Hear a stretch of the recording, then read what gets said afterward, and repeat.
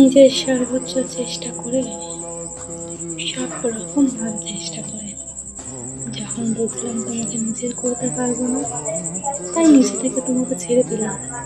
যাও, তুমি ভালো থাকো। পরে টাকায় কখনো নিজের শখ পূরণ করো না। হ্যাঁ, হোক না সেটা বাবা মা, তাও তুমি তোমার সেই টাকায় শখ পূরণ করো না।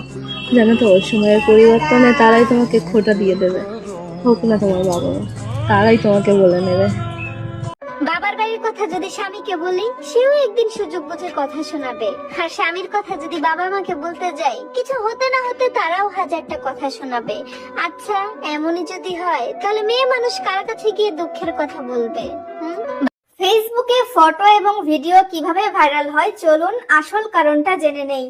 ফেসবুকে ফটো বা ভিডিও ভাইরাল হওয়াটা ডিপেন্ড করে অডিয়েন্স বিহেভিয়ারের উপর।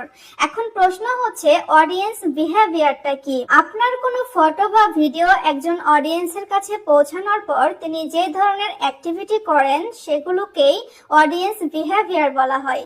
যেমন আপনার ফটো বা ভিডিওতে আসা লাইক, কমেন্ট, শেয়ার করা। সবাই যে পরিমাণ থালাবাটি মাজা ভাইরাল হইতেছে, আমি কি আর পিছনে পড়ে থাকবো? আমিও চেষ্টা করতেছি ভাইরাল হোক। ফেসবুক মামা যে আপডেট দিছে, তাতে এই থালা বাসন মারা ভিডিও ছাড়া আর কোনো উপায় দেখতেছি না। তো তোমরা তাড়াতাড়ি এটা ট্রাই করতে পারো, দেখা যাক কত ভিউ আসে। ভাইরাল হব মানে হবই, ভাইরাল হতেই হবে, আর কোনো কথা নেই। তো দেখা যাক ভাইরাল হতে পারি কিনা। অল্প বয়সে বাবা মার কথা শুনে বিয়ে করে কি পেলে বোন তুমি?